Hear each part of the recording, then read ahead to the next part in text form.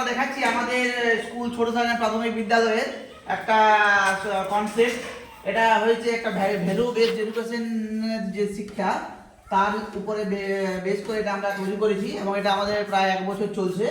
এটার নাম হচ্ছে সততার দোকান। এই যে একটা দোকান দেখতে পাচ্ছেন, আমাদের গ্রামটা হচ্ছে একটা আদিবাসী গ্রাম, এখানে কিন্তু কোনো দোকান নেই। তাহলে এটা আমাদের করার পিছনে 3টি স্বার্থ আছে। এক হচ্ছে এই গ্রামে দোকান নেই, বাচ্চারা চকলেট বিস্কুট নিত্য প্রয়োজনীয় জিনিসপত্র কিনতে পায়। আচ্ছা, এই যে অনেক কিছু আছে দেখুন।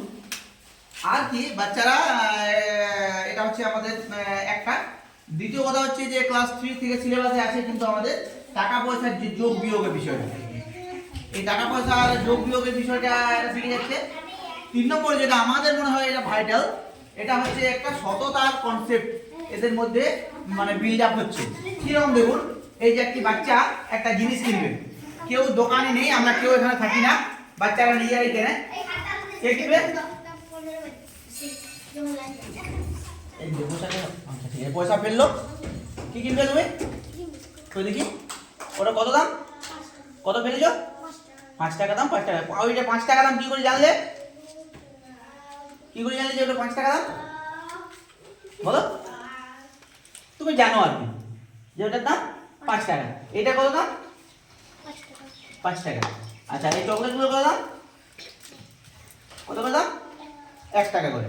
তাহলে এই দাম ওরা জানে, নিজেরাই এখান থেকে পয়সা ফেলছে, সেই টাকাটা সাইড লেখা আছে এবং এখানে আমাদের মূল্য চার্ট লেখা আছে। এই যে মূল্য চার্ট লেখা আছে, এটা অবশ্য এখন দরকার হচ্ছে না। কেন? জানা হয়ে গেছে, কারণ ওরা সবাই জানে এটা। হ্যাঁ, তা এইটা আমরা চেষ্টা করছি এবং এখানে আমরা দেখছি প্রতি মাসে কিন্তু যে পরিমাণ টাকা আসে সেই পরিমাণ যত টাকা খরচা হয় এটা নো প্রফিট নো লস একটা সিস্টেম আর কি। এখানে প্রতি মাসেই কিন্তু মোটামুটি যত টাকা খরচা হয় সেই টাকাটাই মোটামুটি চলে আসে। তা এটা হলো আমাদের সততার দোকানের কনসেপ্ট। এটা বিভিন্ন জায়গায় এই সততার কনসেপ্টটা মানে এই দোকানটা আমাদের বিভিন্ন যে ভিজিট করেন যারা, তারা কিন্তু এটা খুব প্রশংসা করেন। আশা করবো এইটা থেকে আমাদের বাচ্চারা এর মধ্যে সততার যে বিষয়টা, কোনো দোকানে থাক চাই না থাক, যেন সে ন্যায্য মূল্যটা দেয় এবং জিনিসটা সে কিছু দিলে কিছু নিলে যে তার মূল্য দিতে হয়, সেইটা কিন্তু একটা বিষয়। এইটাই আমাদের শেখানোর চেষ্টা, দেখা যায় কতদূর কি হয়।